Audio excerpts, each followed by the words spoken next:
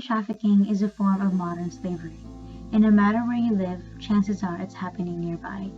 From the girl forced into prostitution at a truck stop, to the man discovered in a restaurant kitchen stripped of his passport and held against his will, all trafficking victims share one essential experience: the loss of freedom. What is human trafficking? Human trafficking is the illegal movement of people, typically for the purposes of forced labor or commercial sexual exploitation.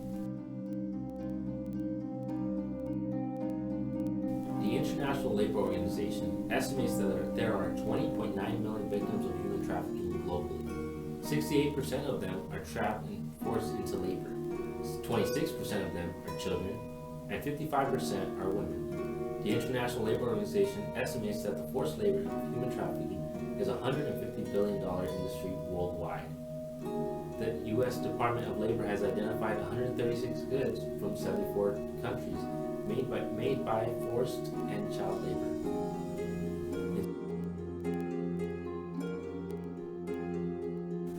What is the difference between human trafficking and slavery? Although slavery is commonly thought to be a thing of the past, human traffickers generate hundreds of billions of dollars in profits by trapping millions of people in horrific situations around the world, including here in the United States. Traffickers use violence, threats, deceptions, debt bondage, and other manipulative tactics to force people to engage in commercial sex or to provide labor or services against their will. What policies have been implemented in the United States to prevent human trafficking? The Trafficking Victims Protection Act, known as the TVPA, is arguably the most important anti-trafficking law ever passed. The TVPA and its reauthorizations in 2003, 2005, and 2008 define a human trafficking victim as a person induced to perform labor or a commercial sex act through force, fraud, or coercion. Any person under age 18 who performs a commercial sex act is considered a victim of human trafficking, regardless of whether force, fraud, or coercion was present. The TVPA enhances pre-existing criminal penalties and other related laws, affords new protections to trafficking victims, and makes available certain benefits and services to victims of severe forms of trafficking once they become certified by the U.S. Department of Health and Human Services. Under this law, one option that has become available to some victims who assist in the prosecution of their traffickers is a T visa that allows the victim to remain in the United States. For the youth of America, human trafficking is truly important. How many young people know somebody who has chatted with an anonymous stranger on the internet? How many do you know? People who participate in such risky online behavior are incredibly vulnerable to the people who prey on their naivety. An example of how this can work is the popularity of Instagram, Twitter, and Snapchat among young people. Young men and women are in the majority of the users of these social platforms, and it has been proven that increased insecurity is linked to increased usage of these apps.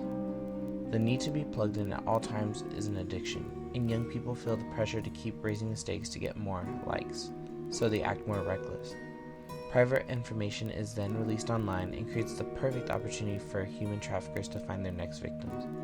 The following is an example of how social media is used in a hypothetical situation. This is Alexis. Alexis is 16 years old.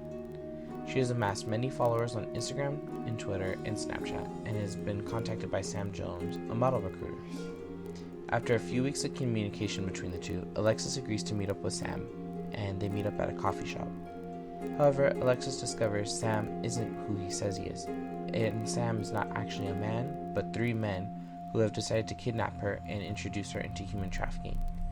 The method described is a common ploy used among human traffickers, aggressive, but very effective.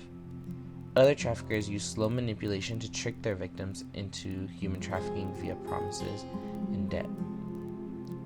While this portion has been about how social media as well as other online activity can leave somebody open to these predators, it is not all negative.